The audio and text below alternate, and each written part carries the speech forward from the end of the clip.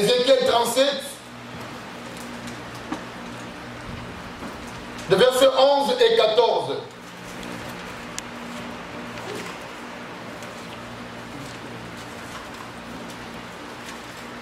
Ézéchiel 37. Je pense que cette histoire que nous connaissons aussi, où la Bible parle des ossements desséchés.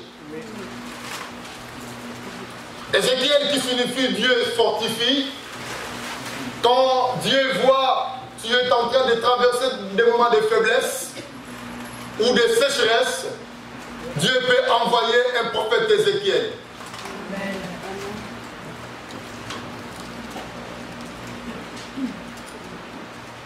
Dieu fortifie.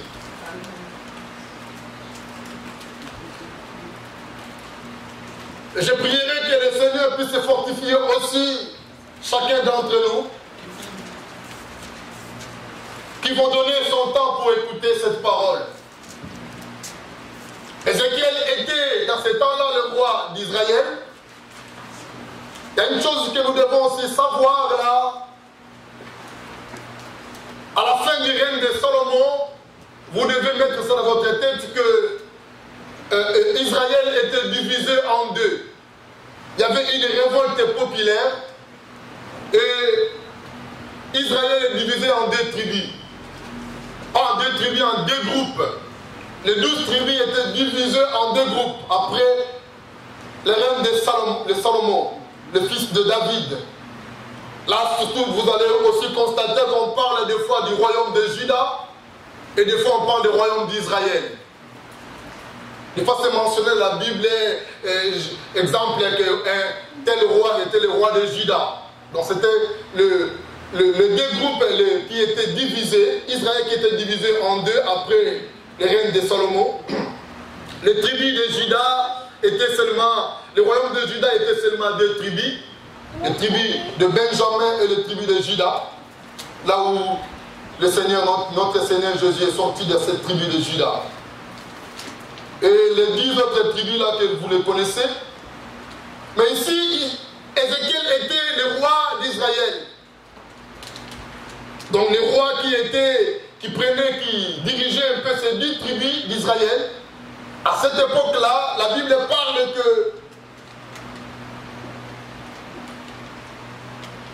nous allons lire dans le verset 11 que je viens de vous dire. Il me dit, fils de l'homme, mais ses os, c'est toute la maison d'Israël. Voici, ils disent, nos os sont desséchés, notre espérance est détruite et nous sommes perdus. C'est vraiment le verset qui m'a beaucoup aussi touché. Il dit, nos os sont desséchés, nos espérances est complètement détruite et nous sommes perdus. Lorsque quelqu'un qui n'a plus d'espérance, je pense que même sa manière de vivre, sa façon de vivre de tous les jours, ça ne va pas être agréable. Parce qu'il n'a plus d'espérance. L'espérance qui vient pour nourrir notre vie, notre pensée. De comprendre que demain ou après-demain, je peux avoir quelque chose. Ou je peux réussir dans ma vie. Mais quand quelqu'un qui n'a plus d'espérance, vous allez voir même dans son visage, ça sera complètement des visages déformés ou des visages un peu abattus. Parce qu'il vit sans espérance. Mais celui qui a l'espérance, même s'il voit qu'aujourd'hui ça va mal, mais au-dedans de lui il y a l'espérance, même son visage va rayonner. Amen. Alléluia. Amen. Alléluia. Amen. Donc là, je voudrais dire à chacun d'entre nous, si tu es là et que tu vis sans espérance, donc cet après-midi, commencez à vivre avec espérance. Amen. Alléluia. Amen. Tu relèveras ta tête. Amen. Amen. Et dans ces temps-là, il dit, prophétise donc. Et dis-les, ainsi parle le Seigneur. L'Éternel, voici, j'ouvrirai vos sépulcres et vous ferez sortir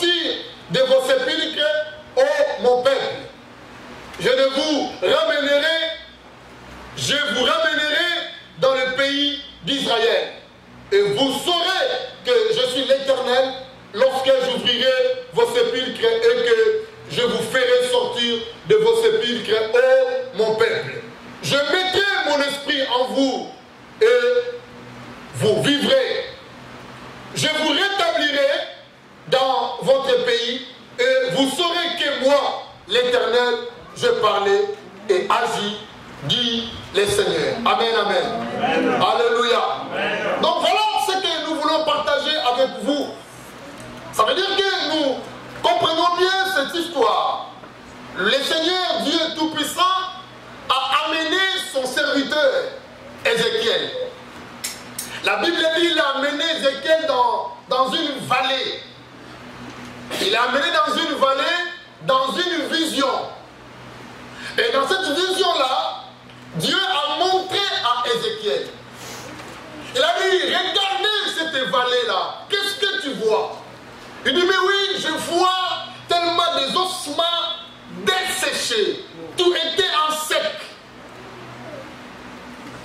Tout était en sec et était aussi éparpillé.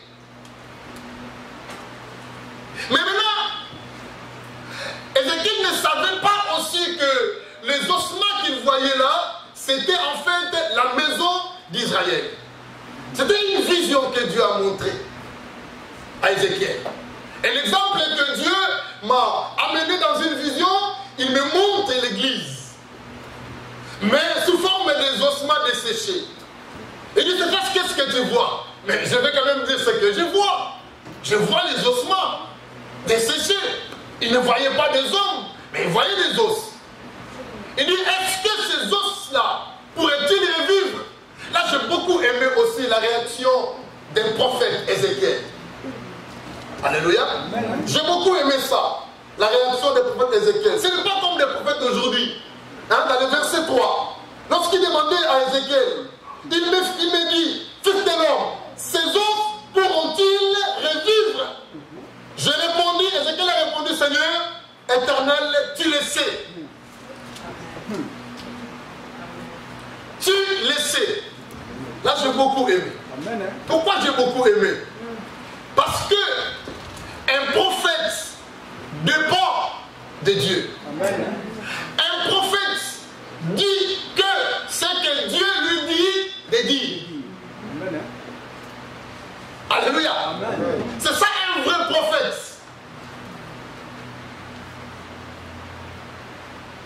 Il vient nous annoncer ce que Dieu lui a dit de dire. Si Dieu lui dit rien, les prophètes il diraient aussi, les vrais prophètes il diraient aussi comment? Rien. Vous devez faire attention à ça. Parce qu'il y a beaucoup de prophéties que nous vivons aujourd'hui. Ce n'est pas Dieu. Un vrai prophète qui sait bien se respecter, il dit seulement ce que Dieu lui a dit de dire. Ici, Dieu a dit à Ézéchiel, il a dit, est-ce que ces ossements pourront-ils revivre? Comme toi, le Seigneur, tu m'as dit rien. Qu'est-ce que moi je vais dire? Rien aussi. Je remets ça en toi.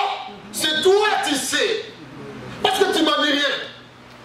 Je ne peux pas penser que oui, Seigneur, ils pourront. Non. Tu m'as dit rien, je dirai aussi rien. Faites attention à ça. Là, je voudrais aussi vraiment souligner dans l'église de Dieu. C'est très important. Même ceux qui ont le ministère prophétique, c'est un ministère aujourd'hui qui sème des désordres dans l'église comme du Christ. Les gens pensent lorsqu'ils prophétisent, il est devenu grand. Mais les gens commencent à prophétiser les mensonges et la pensée humaine où Dieu n'est pas là. Mais un vrai prophète qui se respecte, il dit ce que Dieu a dit de dire. Alléluia. Quelqu'un qui nous a parlé de Michée ici, c'était qui? Papa Charles, non? Et papa Sylvain. Il nous a parlé de prophète Michée. Michée parlait au roi Akab ce que Dieu lui dit de dire. Même si c'est mauvaise nouvelle, Michée va dire ce que Dieu a lui de dire. C'est ça un prophète. Il ne dit pas n'importe quoi. Il ne parle pas pour plaire aux hommes. il vient, il parle de la manière de Dieu pour redresser le peuple. Ici, j'ai beaucoup aimé. Il dit, non Seigneur, comme tu m'as dit rien, je vais dire aussi rien, c'est toi qui sais. C'est toi qui sais. Il ne pouvait pas prophétiser si Dieu n'a dit rien. Jusqu'à ce que Dieu lui a dit, prophétise. Et c'est ça aussi qu'il a fait, ce que Dieu lui a dit de faire. Mais le problème qui était là, vous allez comprendre que ces vallées représentent la maison d'Israël dispersée à travers les nations païennes et réduites à un état de mort spirituelle. Le peuple d'Israël était dispersé et il se mêlait avec les nations. Il se mêlait avec les nations et c'est là qui a provoqué normalement la mort spirituelle des enfants de Dieu.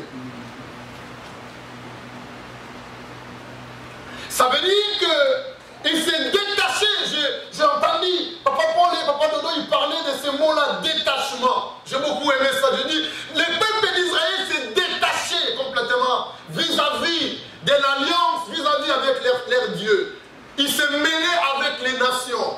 Or, les nations, mes chers amis, les nations adoraient le Dieu des idoles. Pas Yahvé. Yahvé, c'était seulement le Dieu qui était adoré par Israël. Et les autres nations adoraient n'importe quel Dieu, les dieux des idoles. Et lorsque Israël se mêlait avec les nations, c'est là où Israël commençait au fur et à mesure de s'éloigner, de se détacher avec leur Dieu ou leur doctrine. Et au fur et à mesure, ils étaient se mêler avec les nations. C'est là où qui a provoqué le chaos et le dessèchement du peuple d'Israël.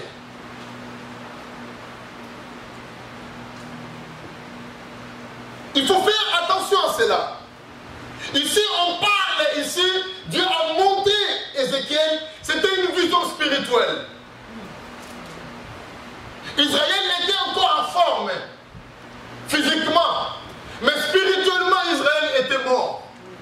Ce que Dieu montrait à Israël, il montrait la mort spirituelle. Les ossements étaient desséchés. Il n'y avait aucun espoir. Était complètement desséché. Toutes sortes de choses qu'ils faisaient, rien ne pouvait s'avancer. Pourquoi? À cause des détachements. Ils ont quitté leur Dieu pour aller s'attacher, pour aller se mêler avec les dieux étrangers, les dieux des nations. C'est pourquoi je disais, dans mon thème, je disais la restauration de Dieu. C'est-à-dire que Dieu voulait restaurer la vie de certaines personnes parmi nous. Dieu voulait restaurer. Et lorsque Israël vivait, mais spirituellement, il était mort comme Adam et Ève. Souvenez-vous d'Adam et Ève. Là, je voudrais vraiment amener notre pensée plus loin encore. Il faudrait voir réellement dans ta vie, comme je disais le mercredi. Il faut faire une autocritique de ta vie. Et tu es là, tu fais l'autocritique, tu commences à te critiquer toi-même. À voir certains points, est-ce que réellement je suis toujours avec Dieu? Parce qu'il y a des gens qui sont déjà morts spirituels, mais ils pensent qu'ils sont toujours avec le Seigneur. Parce que physiquement, tout va bien. Parce qu'ils sont en bonne santé. Mais Israël ici était aussi en bonne santé physique. Mais Dieu a montré à son serviteur, Israël était séché. Regardez Adam et Ève, lorsque Adam et Ève ont eu ce détachement vis-à-vis de Dieu. Qu'est-ce qui a provoqué Adam et Ève? C'était la mort, et cette mort était mort spirituelle. Mais Adam et Ève, ils voyaient qu'ils étaient encore bien. Mais ça provoquait une mort spirituelle dans leur vie. La sécheresse est entrée dans la vie d'Adam et Ève. C'est de la même manière que Dieu voyait son peuple Israël. Lorsqu'un homme ou un peuple se détache avec son Dieu, le Dieu que nous prions, mes chers amis, même si vous êtes en bonne santé, même si vous recevez les salaires, même si vous êtes en train de rire, mais spirituellement, il y a la mort est déjà entrée. Des fois, il faudrait que vous compreniez ça par rapport à la parole ou bien l'intervention du Saint-Esprit. Sinon, vous pouvez aussi continuer comme ça. Israël continue la marche comme ça. Mais Dieu, parce qu'il aimait son peuple, Dieu, parce que Dieu se souvient toujours de son alliance qu'il a fait avec leurs ancêtres, Abraham, Isaac et Jacob. Et c'est pourquoi Dieu a choisi son prophète pour qu'il puisse restaurer son peuple. Il n'a pas voulu qu'Israël continue dans cette marche-là. C'est là que nous devons amener notre réflexion. Un enfant de Dieu. Nous étions en train de partager ici le mercredi. Nous sommes entrés dans certains enseignements concernant l'Église. Pourquoi nous ne voyons pas la vie, un changement radical dans la vie de ceux-là qui vient en Christ? Comme était avant. Pourquoi il n'y a pas un changement lorsque quelqu'un reçoit Jésus, est baptisé par immersion, mais il n'y a pas toujours un changement? Pourquoi il n'y a pas la différence? Mais à notre époque là, lorsqu'on était vraiment convertis, on voyait que nous devons vraiment se séparer avec, ou si je peux mettre ça comme ça, avec les nations, avec le monde. Pourquoi? Parce que nous sommes convertis, nous acceptons le Seigneur, mais nous sommes toujours attachés avec ces gens-là. Et c'est pourquoi nous ne trouvons aucun changement. Aucun rendement dans la vie de certaines personnes. On voit qu'il y a la même chose. Nous, lorsqu'on était convertis, il y avait des amitiés qui étaient rompues. Des camarades étaient brisés comme ça. À cause de quoi? Parce que Christ est entré en moi. À cause de l'alliance que j'ai faite avec le Seigneur. Sans pourtant forcer la chose, mais la camaraderie, ça commence à se rompre tout seul. Pourquoi? Parce que l'alliance que moi j'ai faite, cette alliance-là, celui qui est à côté de moi là, il n'a pas fait ça. C'est là où il va provoquer la rupture. Et c'est pourquoi nous vivons aussi aujourd'hui, nous vivons rien. Les chrétiens d'aujourd'hui, ils reçoivent l'enseignement, les baptêmes, tout le fermissement, mais il n'y a aucun changement. Il n'y a rien. Vous voyez, ils fréquentent les mêmes personnes. Ils fréquentent les mêmes lieux qu'ils faisaient avant. Ça veut dire qu'on dirait que la nation là est toujours en lui. Il est toujours attaché en lui. Il faudrait que l'intervention du Seigneur. Comme je disais, lorsque Dieu a appelé Israël, Dieu a choisi cette nation Israël pour le mettre à côté. Il avait un projet pour Israël. Ce n'était pas une nation normale comme ça. Une nation choisie par le Seigneur pour un but précis. Et il devait se séparer maintenant avec d'autres nations qui adoraient les faux dieux, qui adoraient les idoles, qui adoraient n'importe quoi, n'importe quel dieu là. Il faudrait que Yahvé soit seulement leur Dieu. Lorsque Israël se mêlait avec ces peuples-là, ces nations, c'est là où la sécheresse spirituelle est entrée dans la vie des gens. Cet après-midi, je suis en train de dire, je me lève comme Ézéchiel, pour dire que la voie que tu fréquentes là, ça va provoquer les détachements entre toi et ton Dieu. Peut-être que tu es déjà détaché avec ton Dieu. À cause de la voie que tu fréquentes. À cause des chemins que tu as empruntés. À cause de ce que tu fais. Mais étant vivant, étant joyeux, étant beau et belle, mais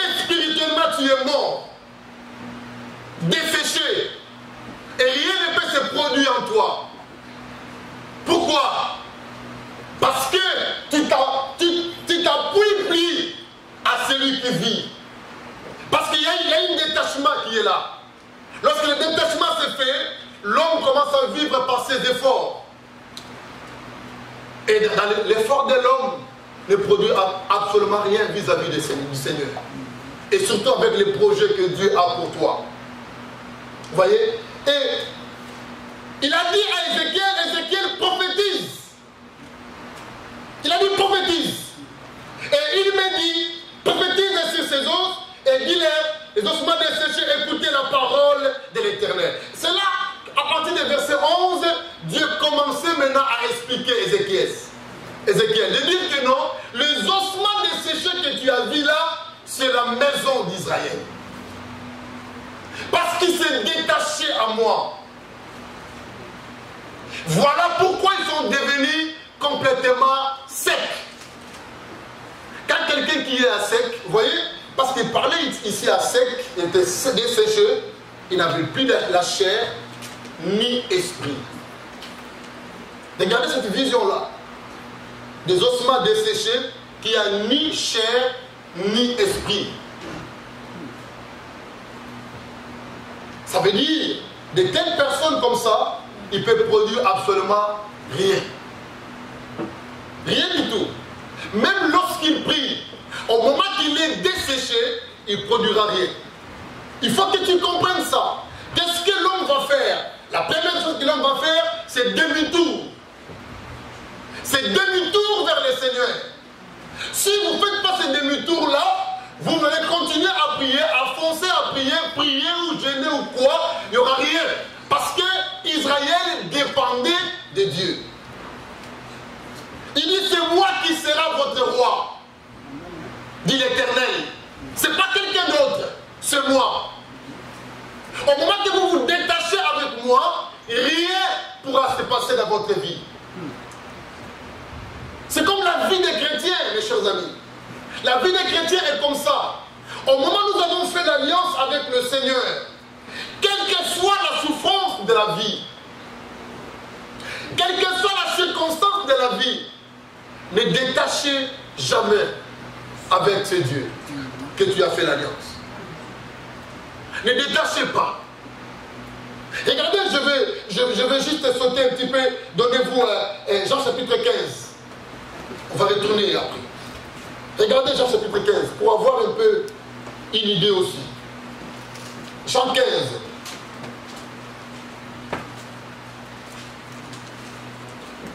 Soulignez ça, c'est juste votre Bible. Jean chapitre 15.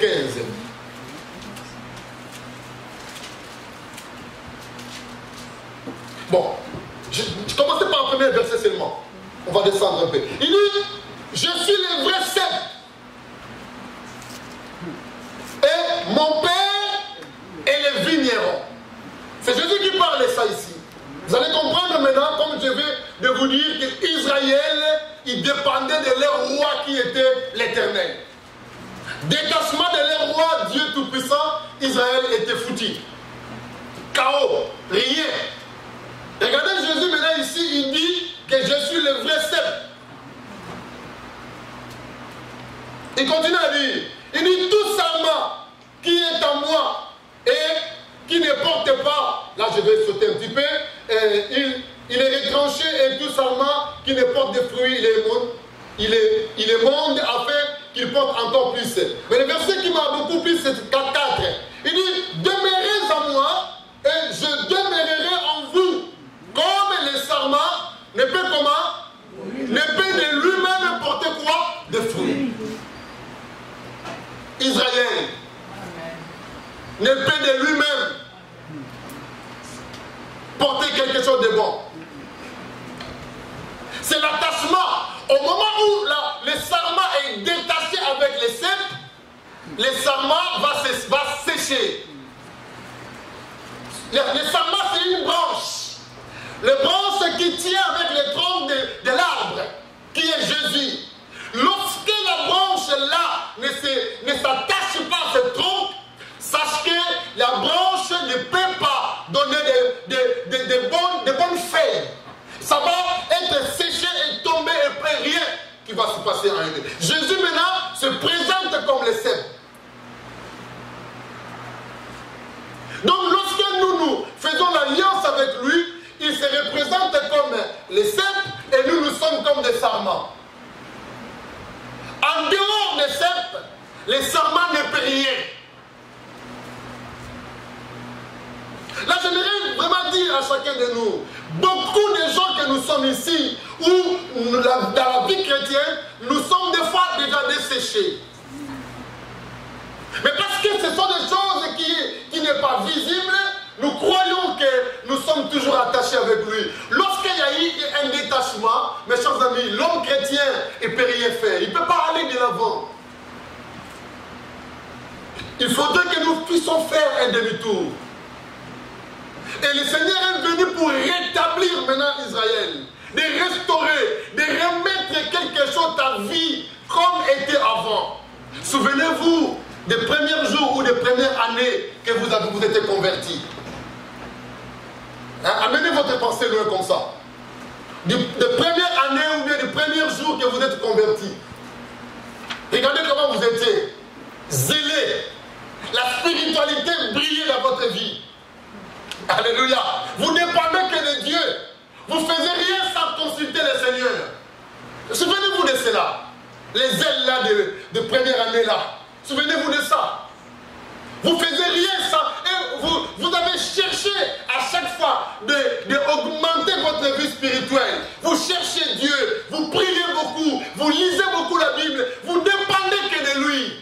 Mais regardez aujourd'hui là où nous sommes trouvés. Regardez là où tu es trouvé. Tu ne dépends plus de lui. Tu dépends de ta connaissance. Tu dépends de ton intelligence. Tu dépends de ton savoir. Tu dépends du monde. Regarde la manière du monde qui marche. Est-ce que tu dépends maintenant du monde? Tu es détaché et séché.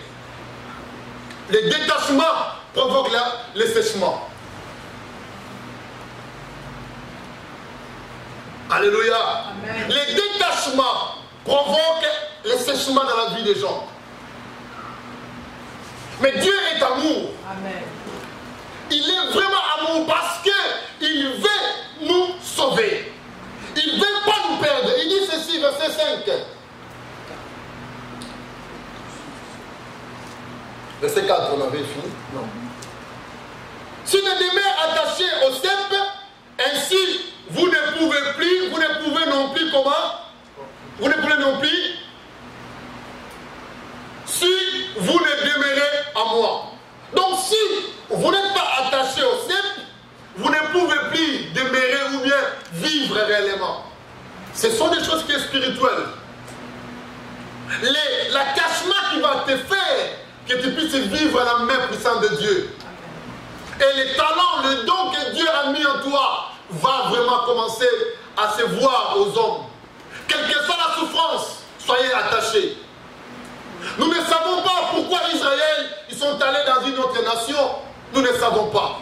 Est-ce que les autres nations là étaient bien plus que eux? On ne sait pas. Est-ce qu'il y avait à cause de l'influence? Nous ne savons pas. Est-ce que c'était à cause de quoi ils étaient plus nombreux qu'Israël? Nous ne savons pas. Mais je sais que l'influence aussi de ce monde peut nous amener aussi dans les nations. La vie pressée aussi. Alléluia. Ce qui précipite leur vie peut nous amener aussi dans les nations. Parce que lorsque vous voyez les nations là est en train de réussir un peu vite, parce que vous n'avez pas la patience d'attendre encore les séjours de l'Éternel, vous pouvez aller plus vite à les nations. C'est que nous vivons aujourd'hui.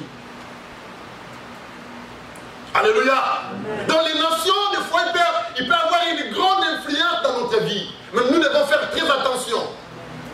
Parce que la vie d'un homme ne dépend pas de ce monde. La Bible dit à quoi ça sert de gagner tout ce monde et de perdre mon âme. Ne soyez pas influencés dans ce monde. Paul a dit, je sais vivre dans l'abondance et dans la disette. Dans le moment de souffrance, je glorifie le Seigneur. Dans le moment de joie, je dis, Seigneur, gloire à Dieu. J'attends toujours ton secours. Amen. Alléluia. J'attends toujours ton secours.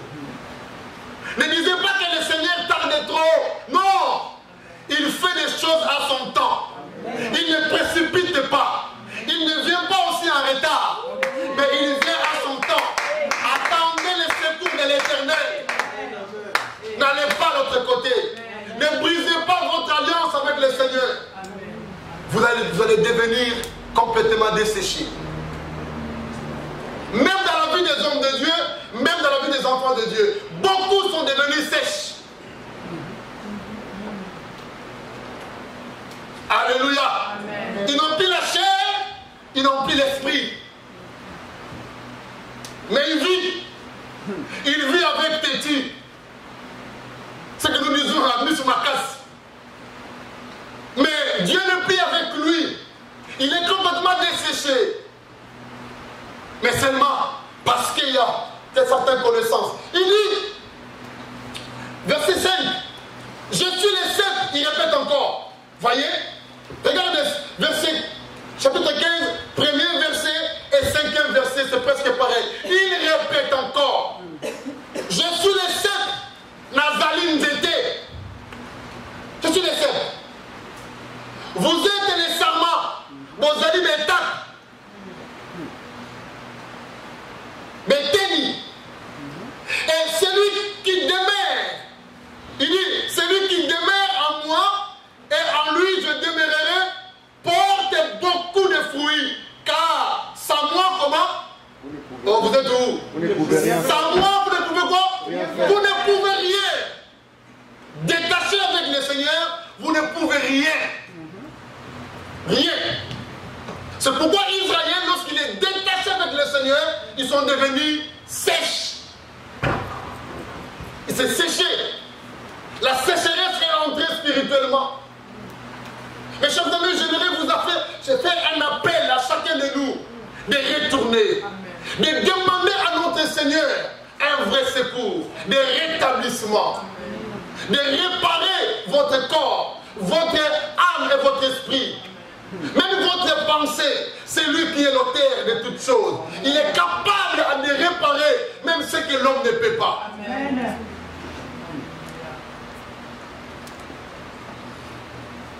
Vous savez que l'homme ne peut pas guérir l'âme. L'homme ne peut pas guérir l'âme. Il peut vous donner des calmants, ce que nous voyons dans ceux qui ont fait des dépressions. C'est le problème de l'âme. C'est l'âme qui est malade. La dépression, en fait, c'est l'âme qui est malade. Et personne ne peut guérir l'âme. Ah, docteur Kochi, il est là. Il est d'accord avec moi. Alléluia. Donc c'est l'âme qui est malade. Qui peut guérir l'âme? Personne. Mais il y a quelqu'un qui peut guérir l'âme. Il s'appelle Jésus. Amen. Le Seigneur de gloire. Le véritable Dieu. Alléluia. Amen. Les hommes peuvent vous donner des calmants, mais ils ne guérissent jamais l'âme. Alléluia. Il dit, sans moi, vous ne pouvez absolument rien. Retourne-toi au Seigneur. C'est pourquoi je sentais dans mon cœur de commencer la prière avec vous, vraiment des restaurations, que Dieu restaure chacun d'entre nous. C'est pour ta vie. C'est pour que tu vis la main puissante de l'Éternel. C'est pour que tu expérimentes que le Dieu que tu sais, il est vivant. Amen. Alléluia. Dès que tu dépends de lui, dès que tu te laisses toi en lui, tu vas voir réellement ce Dieu-là existe et agit. Amen. Il a dit ça à Ézéchiel ici. Je restaurerai, je rétablirai, afin qu'il voie que j'agis. Mais lorsque Israël va retourner vers le Seigneur. Et verset 6, il dit ceci. Si quelqu'un ne demeure pas en moi, il est comment? Il est jeté dehors. Si vous n'êtes pas attaché au sept, vous êtes jeté dehors. Israël sans Yahvé, vous êtes jeté dehors. Les autres nations avaient leur roi, mais Israël dépendait de Dieu. Il dépendait que de Dieu. Ça veut dire le Dieu qui était leur roi. C'est là où va commencer l'échec d'Israël. Lorsqu'ils ont commencé à demander au Seigneur et demander un roi comme les autres nations. Alléluia. Ils étaient bien. Mais ils ont voulu aussi copier les autres nations. Parce que les autres nations étaient dirigées par un homme. chef qui était devant eux, il les dirigeait. Alors eux aussi disaient, mais non, nous aussi nous voulons quelqu'un qui se présente devant nous pour nous diriger. C'est là où commençait l'échec d'Israël. Parce que Dieu était là dans les cieux, il dirigeait son peuple, mais eux, ils n'ont pas voulu. Nous voulons un roi, nous voulons un roi, nous voulons un roi. C'est pourquoi Dieu a dit, bon, choisissez. Il a choisi Saoul. Alléluia. Parce que le peuple qui dérangeait Dieu, le peuple qui n'a pas voulu que Dieu soit le roi, il a voulu qu'un roi physique. Or Dieu était là pour l'accompagner dans toutes les diverses affaires. Mes chers amis, j'aimerais vous appeler de retourner complètement au Seigneur. Il est prêt cet après-midi de restaurer ton corps, même physique, même spirituel. Lui est capable de restaurer. Il est capable de remettre les choses dans son bon état et de recommencer une vie nouvelle avec lui. Et tu verras ce que le Seigneur va faire dans ta vie. Amen. Amen. Alléluia. Il a dit que sans moi, vous ne pouvez absolument rien. Si quelqu'un ne demeure pas en moi, il est jeté dehors comme les sarments. Et comment il fait comment? Et il sèche. Voilà. Et il sèche. C'est pourquoi on donnait l'image d'Israël. Était complètement sèche. Desséché. Il ne restait que des os. Il marchait sans esprit. Oh mes chers amis, vous savez, quand un peuple ou un enfant de Dieu marche sans esprit de Dieu, ah là, c'est pourquoi la Bible dit que c'est un peuple qui marche sans frein. Quand une voiture marche sans frein, je pense qu'il y a des conductrices, conducteurs ici. Hein. Si vous n'avez pas de frein dans votre voiture, où il y avait le frein, et puis à un moment vous appuyez sur le pédale de frein, il n'y a plus rien, ah, je pense que à ce moment-là, ah, je ne sais pas, qu'est-ce qui va se passer? Une voiture sans frein, mes chers amis, ils vont finir où? Dans la fosse. Ils vont se jeter dehors. Et il y aura la mort. Et il y aura des catastrophes. C'est la même manière avec la vie d'un enfant de Dieu. Un enfant de Dieu sans esprit de Dieu, il est sèche. Il va se sécher. Il va devenir rien.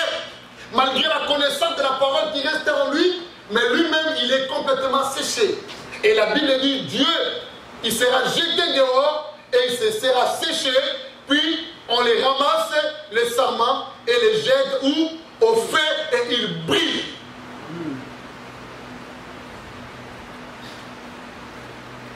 Retournons-toi au Seigneur. N'aie pas honte devant notre Seigneur. De lui dire que Seigneur, je n'en peux plus moi-même. Viens restaurer mon cœur. Viens restaurer, rétablir encore quelque chose de nouveau dans mon âme, dans mon esprit. Car j'ai besoin de toi. Sans toi, je ne peux rien. Sans toi, je n'arrive pas à avancer. Sans toi, je ne peux pas travailler dans ton œuvre. Sans toi, Seigneur, je ne peux rien. Nous ne dépendons que de lui. C'est pourquoi je vous ai commencé par les prophètes. Quand un prophète commence à dépendre de lui-même, ce n'est plus un prophète de Dieu. Ceux qui prophétisent sans Dieu qui parle, ce sont des paroles des hommes. C'est pourquoi il aboutit absolument rien. Après, vous allez dire que c'est Dieu qui m'a dit non, ce n'est pas Dieu, c'est les hommes. Quand Dieu dit, ça va accomplir toujours. Amen. C'est pourquoi Ézéchiel a dit, comme Dieu m'a dit rien, je n'irai aussi rien. Je n'irai rien. Alléluia. Amen. Nous devons faire très attention à ça. Quand Dieu dit quelque chose, c'est ça que nous allons se dire. Lorsqu'il a dit prophétise, et il commence à prophétiser, il appelle l'esprit. Il appelle la chair.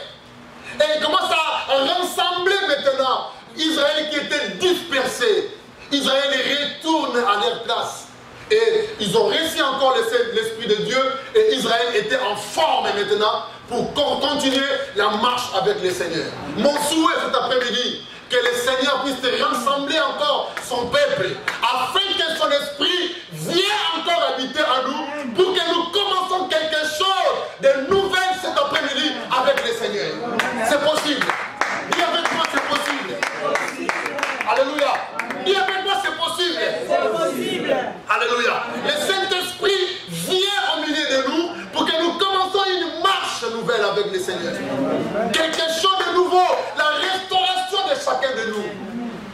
possible, mes chers amis.